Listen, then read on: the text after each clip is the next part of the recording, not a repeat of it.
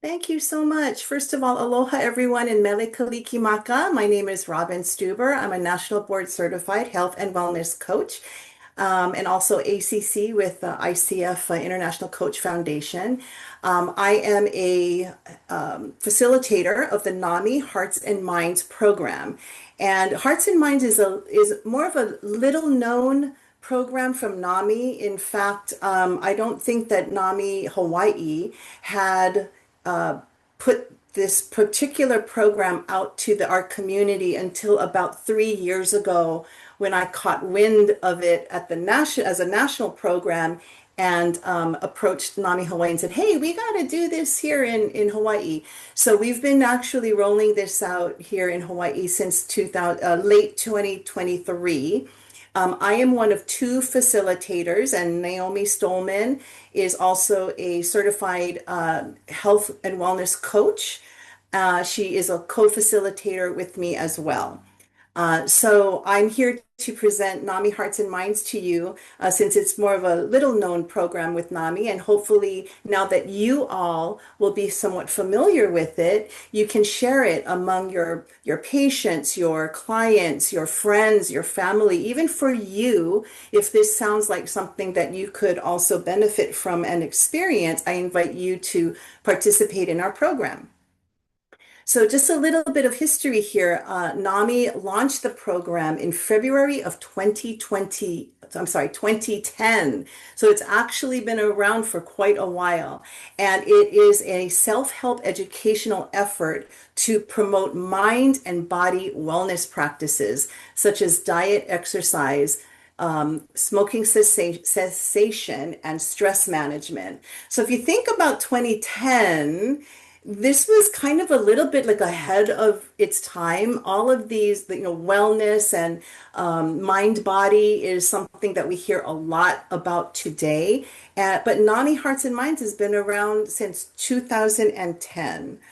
And part of the background for that and the reason why NAMI created this program is because there is a stark health disparity. People living with serious mental illness, such as major depression, bipolar disorder, schizophrenia, die on average 25 years earlier than the general population. And this gap stems from elevated risks of physical conditions like heart disease, diabetes, cancer. And so psychiatrists in this space and psychiatrists associated with NAMI observe that perhaps the medications that they're prescribing to their patients were, had also had symptomology with their patients that could be contributing to some of these chronic conditions. And so they started thinking a little bit deeper about why do we view mental health as something separate from physical health, and were trying to bridge this two sides of the same coin type of approach. Um, so people with depression have a 40% higher risk of developing cardiovascular and metabolic diseases. People with serious mental illness have higher rates of obesity. People with serious mental illness have twice the rate of type 2 diabetes in the general public.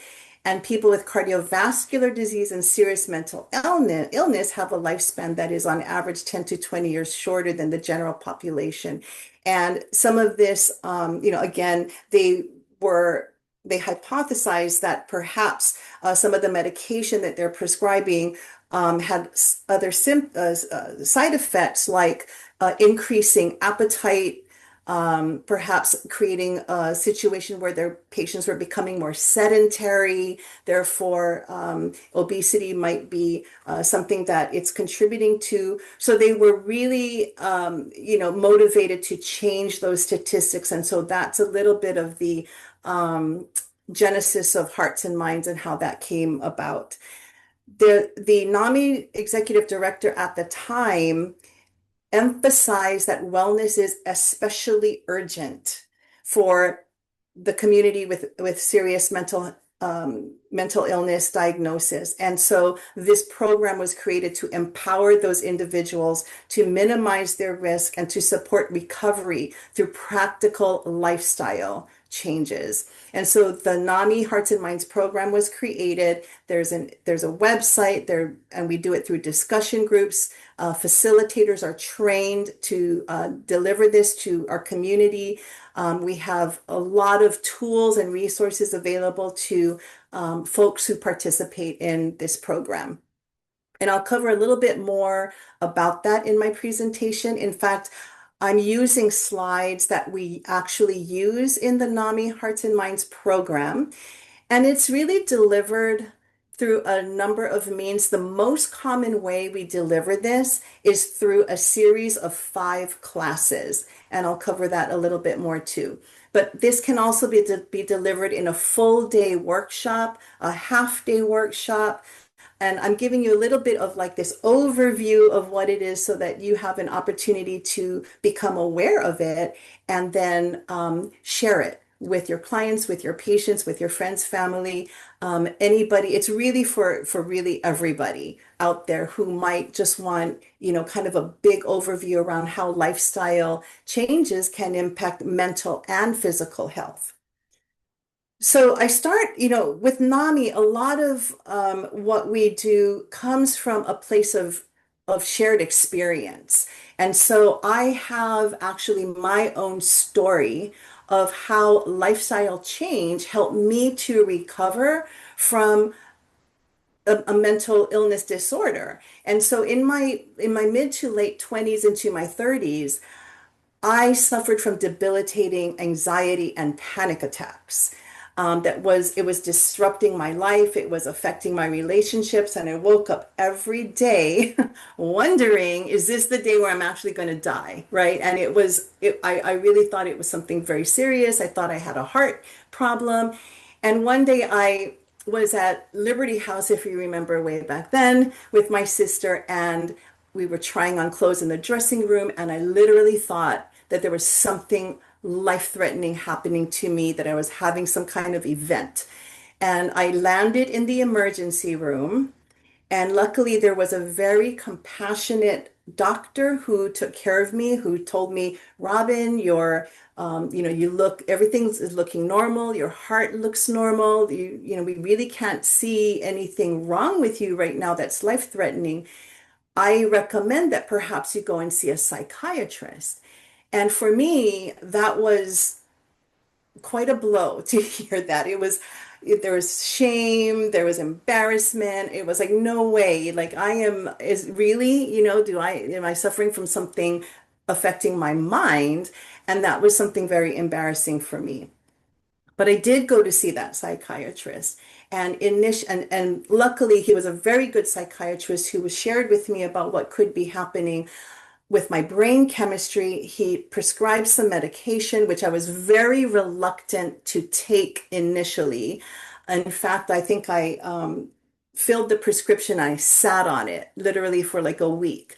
But because my symptoms of panic and anxiety were so strong at that time, I went ahead and I started taking the medication, and it really helped me. But from there, I was determined. I told myself, look, what kind of life do I want to have, right? I was still really young, and I was on the track to, career path and all of this stuff. And I said, I'm going to really try to overcome this. And back then, there wasn't a lot of resources. Not like today. The internet was still something that we were, getting used to. I think search was not like Google is today. It was a lot harder to try to find information about anxiety and panic and all of these things. So I just had to kind of use my intuition on how I wanted to approach this. And I did not have a community like NAMI around me. So over time, I did things like I exercised, I learned how to meditate, I started eating better foods, I started getting rid of alcohol and things that I felt might be contributing to clouding my mind and things like that. And over the years, and I literally mean years, I slowly noticed that the panic episodes were becoming less severe.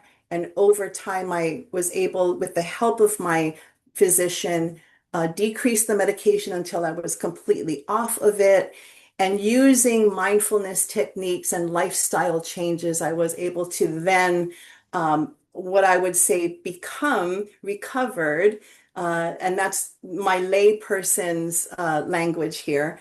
And I do not, my lifestyle now is completely without panic and just mild to moderate anxiety, but now I know what it is, right? And so when I learned about NAMI Hearts and Minds, I immediately gravitated toward it. And over the last 6 years, had already done some training to become a health and wellness coach, receiving a board level certification. And I've actually worked in conjunction with some physicians to bring health and wellness coaching to their patients. And now I also volunteer as a facilitator with NAMI to bring Hearts and Minds to our local community. So, really, at the core of it, Hearts and Minds is really about helping the participant see the value of who they are as a human being, their mind, their body, their soul, their spirit. Everything about them has value. And we do it through a series of classes, 5 classes that go over these lifestyle components to and how bringing healthy lifestyle changes can support mental and physical health. So here's an overview of what the schedule looks like. In the first class, we go over why we consider mental health as being connected to physical health. Mental health is physical health is mental health. We talk about medical self-advocacy. We talk about how mental illness is connected to these chronic health conditions. In session 2, we address chronic pain, managing medications, kicking the habit. Session 3, we talk about nutrition. We talk about physical activity and how physical activity can also be used to, bring some support to symptom management. In session 4, we talk about sleep and how to improve that. We talk about the connection of mental wellness and physical health to peer and social support. You may be familiar with the Harvard longevity study, which seems to correlate healthy relationships with longevity. So we talk a little bit about that. And in session 5, we kind of wrap it all up, bringing the connection to how to see yourself as someone of value, right? That we have intrinsic value as a human being, and how our lifestyle helps with and why making these lifestyle changes is so important to our physical and mental health. So, what we want our participants to walk away with is an understanding of how mental and physical health are interconnected. NAMI has a huge number of tools to help with becoming an advocate for your own health and becoming the quarterback of your health team, if you will, all of your treatment providers. Usually, our participants are seeing multiple healthcare providers, whether that might be psychologists, social workers, and then on the physical side, their primary care physicians and other specialty physicians as well. They walk away with information on why and how conditions can occur together, an understanding of how nutrition and physical activity can be used to your advantage, effective tools for managing and improving your mental and physical health. And of course, really the bottom line, and what I learned through my own experience working my way through anxiety and panic attacks, is having a greater sense of control over how you feel. And a lot of times that's really the quality of the experience of your own life is what is the value of having all of these things culminate and combine together. So in class, usually we have a sign up period, we monitor the signups, And then we go ahead and launch these. We do them over Zoom. We do them in person. In fact, the first time we rolled this out, we did it in person and we had about 8 participants, and it was so incredible. It was great. Everyone shared. We started building relationships, and at the end, we even had a graduation party, and it was a lot of fun. So we do it through, let's see, yeah, discussion, learning activities, sharing, of course, everything we always start with an agreement that everything that's shared in our Hearts and Minds classes is confidential. So we, of course, moderate everything. So here's a little taste of what, well, maybe before I go down the classes, Dr. Kelly, any questions coming in through the chat so far? No, you're all good. Okay. Oh, wait, wait, All wait. right. Wait, let me see. I was in the wrong. Nope, nope, that's all. Okay, well, feel free to put your questions in the chat as I go along because I don't mind stopping when the question pops up because it's usually related to what I might be presenting. So I think it makes a lot of sense to do it that way, and I don't mind. So please stop me if you see something pop up. All right, so in class number 1, we talk about medical self-advocacy. We talk about what it means to be an advocate for yourself, how to value your health and your rights, to identify and express your health needs and preferences, how to prepare for appointments. That's a big one. A lot of times, our participants are just have an appointment on their calendar and they just go and they, experience the appointment and then walk away thinking, oh, I wish I had asked this or I should have brought up that. So we talk a little bit about how to prepare for appointments, how to practice self-care, and how to really communicate with their treatment team. A lot of times our participants feel intimidated from asking their doctors questions, or they may walk into an appointment just being more of a sponge and just taking what their physicians or their caregivers telling them, and then later on having worries or concerns that they didn't think about in the appointment. So we help them to kind of wrap their arms around how to approach their healthcare provider and their appointment so that they can feel empowered. And we even practice, we role play during class some of these things so that they can feel comfortable, start hearing the words come out of their mouth, and that helps a lot too. So, medical self-advocacy means that you're the team leader of your care. That's the framework that we present this in. And that means just being informed about your health conditions, organizing your appointments, as I already mentioned, how to communicate with your team, feeling empowered to that you have the capacity to manage and ability to manage your own self-care, being mindful of the importance of prevention, maintaining a personal health record, and enlisting the support of others. And I remember in my own journey, as over the many, many years as I was working my way through this, I had a goal in mind, which was to one day not require medication, to be able to live a life that was panic free, maybe not necessarily anxiety free, because I understood that would probably be unrealistic, but at least panic free, right? And so I had that in mind. And for some reason, I'm not sure why, but I communicated that to my physician and my psychiatrist, and we worked together as a team toward that goal. So I think that's a little bit different. Maybe some people can do that and some people can't, but it wasn't it. I guess maybe I just felt like it was so important to me. But I We also now, in my phase of life, I'm now helping my 87-year-old mom navigate her healthcare. And she has a personality that tends to just listen to her doctor. Whatever her doctor says, that's what she's going to do.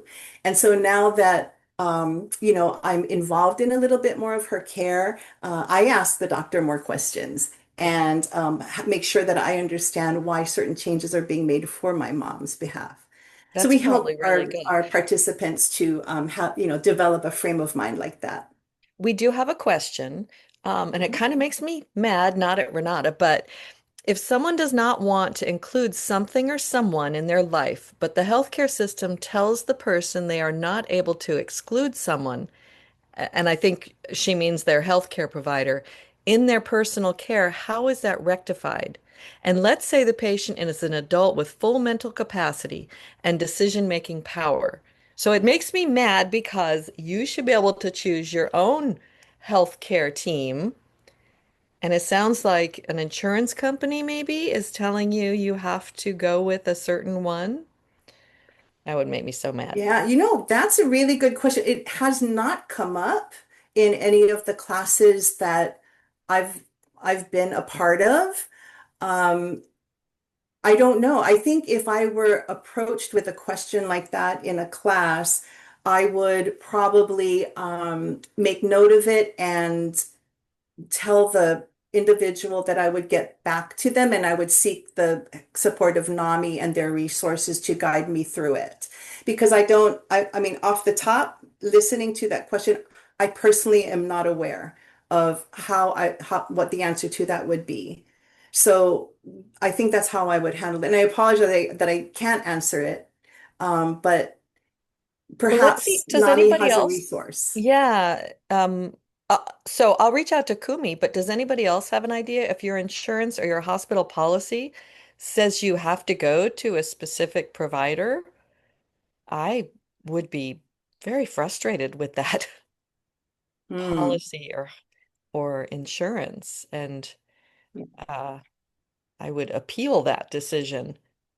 One of the things that we might be able to offer a participant who had that question would perhaps explore communication approaches. So if you had to see a particular, healthcare provider, um, perhaps we could support the participant by equipping them with a perspective on perhaps how to look at that and how to communicate or generate curiosity so they could commute or ask questions and get a better understanding of it because perhaps they were that healthcare provider turns out to be someone of value and initially that wasn't seen right off the bat so it could. Interesting. Yeah, I'll find out more. Mhm. If I may, guys, Yeah. another idea, Robin, that's a really good idea. I'm Bill Sheehan. I'm a retired psychiatrist, but when I was with the state, I worked a lot with Hawaii Disability Rights Center, and I thought they were very successful in negotiating and or whatever they had to do to certify that everybody gets the same rights. Mhm. Mhm. HDRC, if you call them, you can cold call them and you could say, hey, I was talking to some people and they suggested I call you with this trouble. Can you give me a hand or tell me what you think? Mhm. That's how they work. Thank you. Yeah, I know that there's two things, right? There's number one, dealing with your um caregiver, individual caregivers, but there's also navigating a system. And that is experienced by not only the individual who is the recipient of those services, but perhaps their support family, caregivers, right? They're navigating also. So Hearts and Minds is not really a program that educates people directly how to do that, but we can equip the individual with perhaps other perspectives, to be curious, to be open, and just not necessarily judge something off the bat as being good or bad, but expanding the way that we see things a little bit more to see, okay, what is what value can I get out of this, right? So it's a little bit, and that's a coach approach also. That's one of the benefits I think that Naomi and I as health and wellness coaches bring to the NAMI Hearts and Minds program versus just a teacher who delivers the program. I think as health and wellness coaches, we have we can bring that to our participants. Okay, I will move on. Let's see. So in class 3, we talk about food as medicine. And I heard someone ask a question about if sauerkraut is cooked, do the probiotics become die or, That are was they me. yeah, okay. So we talk about stuff like that. And, that's one of the things that amazes me about this program, which has been around forever, is that we actually talk about food as medicine.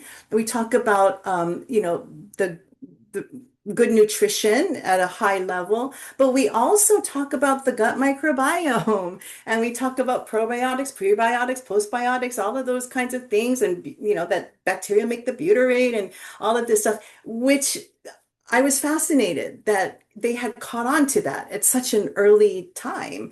But now we know a lot about that stuff. And so, there's a lot of resources that we can bring to our participants today through the Hearts and Minds program if they weren't already aware of it. And especially when it comes to microbiome and all of this, we can also dispel some myths.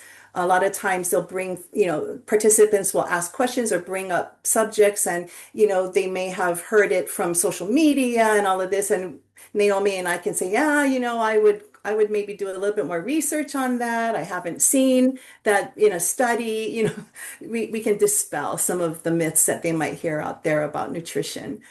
In class 3, we talk about exercise as medicine, that exercise can have some benefits to symptom management, how exercise helps with mental and physical health. If a participant, this is a struggle for a lot of people with just even getting started. So we encourage by recommending small steps, just, increasing your physical exercise by just 10% every month. And pretty soon, you're doing a lot more than you were. And to get creative, that there are a lot of outside the box ways of working in physical activity into your life without necessarily requiring a gym or equipment or spending money on a class, right? These are sometimes barriers for people. So we encourage people to get a little bit creative and we explore different ways that we can work physical activity into our routines and our life. In class 4, we talk about sleep. And again, my mind was blown. I was thinking, wow, they brought brought the conversation about circadian rhythm and all of, sleep hygiene into the conversation from years and years ago. And today it's like mainstream stuff. So we talk about the circadian rhythm and about how the sleep cycle works and what happens when you are sleeping and why sleep is so important for restoration and cleaning out your cellular level hygiene, cleaning things out. So we talk about stuff like that. We talk about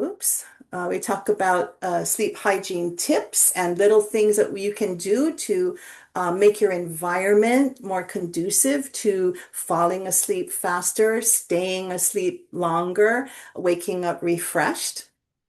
And we talk, we have conversations in the class and people bring up, yeah, I have trouble with this.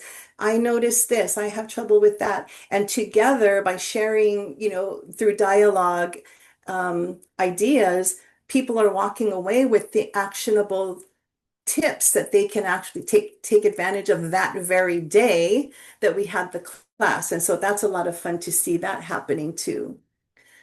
We talk about the importance of the social connections, which a lot of times we really don't realize how important social connections are. So we do a dive into this area. That lack of social support, loneliness, isolation is a risk factor in mortality, just as much as smoking and obesity is. And a lot of times I see light bulbs going off because so many of us have become a lot more sensitive to being around others with, potential risks and things like that. But we try to bring things into balance and express the importance of social connections. And it doesn't have to be with, strangers, as long as you are maintaining, physical touch with your loved ones, your family, or just interacting with people in the same space. We even bring into the picture pets and animals and the roles that they play in helping with feel-good neurotransmitters and calm, bringing calm to us. And then finally, in the last class, we talk about, again, the value of you as a human being, that you have intrinsic value, that you are more than just, your circulatory system, your nervous system, your muscles and your skin. You're more than all of that. You're a unique individual that brings value into the world, and you can choose the life experience that you want. So we try to empower people in that way. And in class 5, also the topic of spirituality comes up, music, all these different creative ways to stimulate parts of the brain that can bring us into connection with our intuitive self, our big picture thinking. All of those things come into play in the last class as well. We don't, it's just all about any whatever belief system one has, however they want to express that is supported in this class. And then, true health reform starts with each one of us, to understand what we can do for our health, all these little ways. There's always something to improve in our life with regard to our mental and physical health, that we can empower ourselves and be in charge of that. And the importance of investing that time into our well-being. So you can break the harmful relationship between mental illness and co-occurring chronic diseases. It's all about empowerment and all these small lifestyle changes that we can make. Doesn't have to be all at once. You can just focus on, one thing at a time, just taking a small step. But when we do, having community around us to support us, to celebrate with us, and to understand that it's all a journey. It's not really a destination, it's just a journey, that we are trying to really expand our health span to match our lifespan. And that's really the key to quality in our life. So a little bit about hearts and minds. So here's a picture of the group of us. That this was our first class, members who were a part of our first class back in 2023. I think it was like October-ish time frame. Since then, we do 3 classes a year, series of classes a year. Although we've been asked to do half-day workshops as well. And you can imagine that the half-day workshop, we can't go deep into a lot of things. It's more superficial around all those areas that we cover. But there is such a thing as a all-day or half-day workshop. And this is Naomi in the center photo. Naomi Stolman, my co-facilitator. And, I also want to throw out there that we are always looking for more facilitators to add to our NAMI Hearts and Minds classes. Naomi and I right now have the capacity to do 3 rounds each year of the series of classes. But if we had more facilitators, perhaps we could roll this out to, do in person on other islands, do more in person and virtual here on Oahu, mix it up and do different things. But the program itself is great. The materials that they provide us is very thorough. There's way more than we could ever cover, even in a series of 5 classes. It's research based, it's, data driven stuff that's covered. So it's a lot, and it's a lot of fun. So yeah, this is a picture of me giving just a short 90-minute presentation to one of the to the Waipahu Clubhouse group over there. So we've done this in many different ways, but would love to see the NAMI Hearts and Minds program here in Hawaii expand and grow. I mean, it's really for anyone, whether you have a diagnosis of mental illness, whether you're a caregiver of someone with a diagnosis, or whether you're just, for each one of you attending today, you could probably pick up several things from our class that would benefit you. So that's all I have for slides. This QR code goes to a sign up sheet. So if you're interested in at least getting on our email list, scan that and put in your info there, and we'll have your email address. Or you can take a picture of it and share it perhaps with your clients, your patients, your friends, your relatives. And we have, oops, that should say 2026. We have already identified our class series for 2026. So I'll share with you that our first series will happen. Let's see. It starts March 7th. So it's going to be a series of 5 Saturdays from 9 o'clock a.m. to 10:30 a.m. virtual, starting March 7th, which is a Saturday, the last class being April 4th. So that's the first one of 2026. Starting a little bit later this year because Naomi and I have some travel that we're doing at the start of the year, but so that'll be the first one. And then there will be 2 more following in 2026.